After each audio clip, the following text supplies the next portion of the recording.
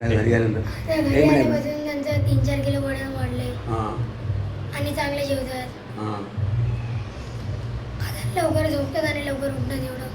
हां आणि आणि आता म्हणजे त्यांना रिस्पेक्ट जास्त वाढली आहे.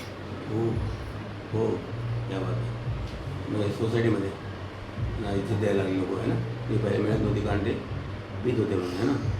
पण त्याच्यावरनं तुझा अभ्यास चांगला लागला का? हो. पहिले तुला डिस्टर्ब होतं ना वाढी पिवण्याचे की मग तुला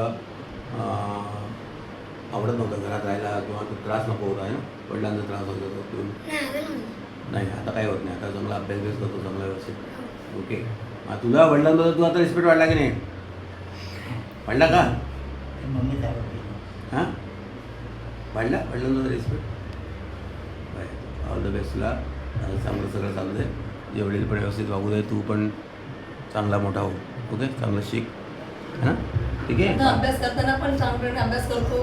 म्हणजे डिस्टर्ब व्हायचा म्हणजे अभ्यास करावा की नाही असं असं टेन्शन व्हायचं. ते दारू पिले की काय करायचं, मग कुठे बसायचं, मग त्याचा अभ्यास होतो. आता अभ्यास नॉर्मल चांगला प्रकारे अभ्यास करतो. आता ते कॉन्सन्ट्रेशन होतं ना. पहिले Concentration. घरात वातावरण असेल तर नाही घरातलं होत. वातावरण काय करू निवास, नको. घरातलं स्मेल आणि पुन्हा ते आल्यावर घरी आलं की टेन्शन यायचं. घरी पप्पा आले असतील का व्यवस्थित, नीट बसले असतील का, मग त्याच्यामध्ये अर्धा तास निघून जायचं. आता तसं आता होत नाही.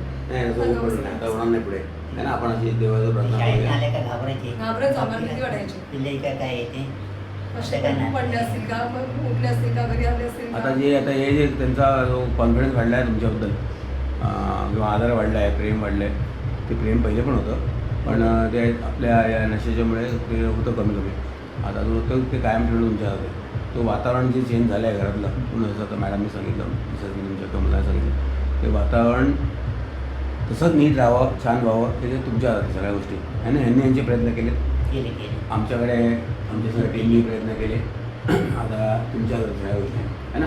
ऑल द बेस्ट तुम्हाला. बेस्ट लक.